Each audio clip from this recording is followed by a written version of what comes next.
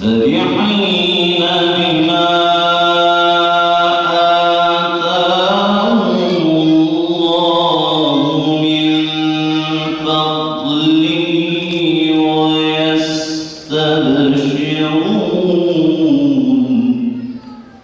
Savaşla hukuku, hatta savaşla merhameti birleştirebilen nadir insanlardandır.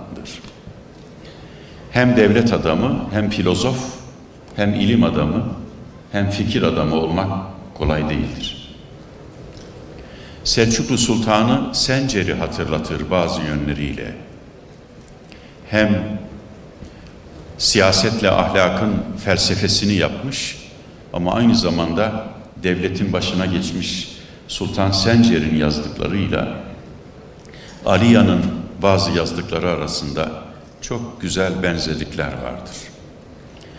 Bu açılardan Aliya ilimle, felsefeyle, ahlakı, adaleti, devleti, yönetimi hayatında birleştiren ve o mütevazi hayatı içerisinde de bunu bütün dünyaya gösteren nadir insanlardan. Canavar benzetmesini bütün yönleriyle ortaya çıkarmış, Akif'in ne kadar haklı olduğunu göstermiş bir komutan aynı zamanda. Bilge Kral ifadesi çokça yaygınlaştı ama inanıyorum ki o hiç kral kelimesinden hoşlanmamıştır.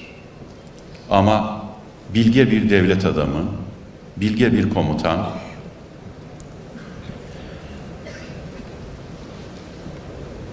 biraz sonra arkadaşlarımız bizzat kendisiyle beraber savaş arkadaşını dinleyeceksiniz.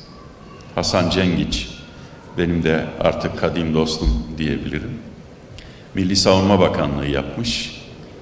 Aliya, Resul-i Ekrem sallallahu aleyhi ve sellemin ve Yüce İslam dininin savaş ahlakı ve savaş hukuku konusunda insanlığa miras bıraktığı yüce değerleri son Bosna Savaşı'nda sözleriyle, tavırlarıyla, düşünceleriyle ortaya koymuş bir komutan olarak savaş ahlakı, savaş hukuku ile ilgili söylediklerini ben sadece sizlerle paylaşmak istiyorum. Tıpkı Allah Resulü gibi. Neden bunu seçtim? Çünkü ahlak ve hukuk tanımayan savaşlara şahit oluyoruz.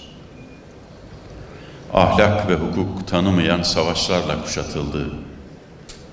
Selam coğrafyası, eman coğrafyası. Ve insanlık bu noktada çok şey kaybetti. Onun için ben sadece o yönünü sizlerle paylaşmak istiyorum. Askerlerini savaş öncesinde toplayarak onlara şöyle konuşmuştur. Askerlerim, biliyorum onlar bize saldırmaya başladıklarında bizim çocuklarımızı öldürecekler. Fakat siz asla hiçbir çocuğa dokunamayacaksınız. Biliyorum onlar bizim kadınlarımızı öldürmekle kalmayacaklar. Ayrıca kadınlarımıza karşı her türlü çirkin saldırıda da bulunacaklar. Ama siz Muhammed Mustafa'nın ümmetisiniz. Siz kadınlara asla el uzatmayacaksınız. Biliyorum onlar yaşlıları öldürmekten çekinmeyecekler. Ama siz bizimle savaşmayan, savaş halinde olmayan yaşlılara el uzatmayacaksınız. Biliyorum onlar bizim camilerimizi yıkmayı büyük bir zevk sayacaklar. Mabetlerimizi yıkacaklar. Ama siz onların kiliselerine asla dokunmayacaksınız. Tıpkı Allah Resulü gibi. Allah Resulü de bütün savaşlardan önce ashabına hep bu çağrılarda bulunmuştu. İzzet Begoviç, Bosna Hersek başta olmak üzere tüm dünyada dünya sahnesine adını altın harflerle yazdırmayı başarmıştır. Bilge lider Sayın Aliye İzzet Begoviç'in kurduğu Müslüman Gençler Kulübü, esaret altında bulunan ülkesinin bağımsızlık adına oldukça büyük önemli olaylara imza atmasına vesile olmuştur. Bilge insan Aliye İzzet Begoviç, İslam'ı savunduğu için ve ateizme karşı çıktığı için o günün komünizm yönetimi tarafından mercek altına alınmış ve büyük eziyetlere maruz bırakılmıştır.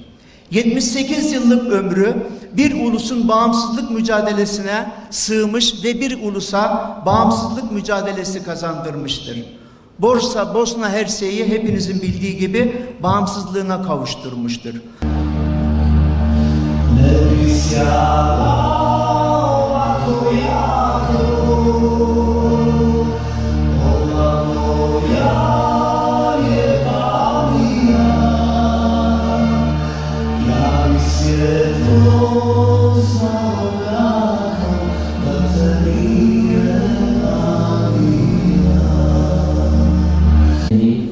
Yeni bir dünya inşa etmek mümkün. Kimileri buna üçüncü yol dedi ama Aliyan'ın yaşadığı coğrafyayı daha sonra yıllar verdiler Aliyan'ın ve orada aldığım her hafızasını aşan ve bütün ümmete bu yılın sonunda, daha iyi yüzyılın sonunda Aliya bakın bugün burada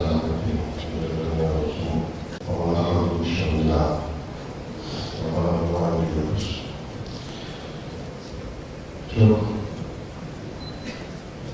değerli kardeşlerim, kardeşlerim olmalarına rağmen biz kendimizi Bakanı araydı. Çünkü kolay olanı zaten herkes yapar. Biz zor olanı yapmak zorundayız. Bu da bizim Aliya'dan öğrendiklerimiz. Bizim medeniyetimiz okuyla başlıyor.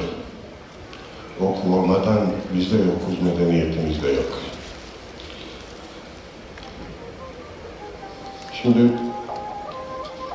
sahte, yalan tanrı olma yerine insana düşen görev en iyi olmak için büyük gayret göstermektir diyor Aliya. Bu arada konuşmak çok zor. Ben de Aliye'nin arkadaşlarından gelecek deklarasyonu kitaplarından yararlandığına kaleme almış. Rahmetlinin söylediği söz.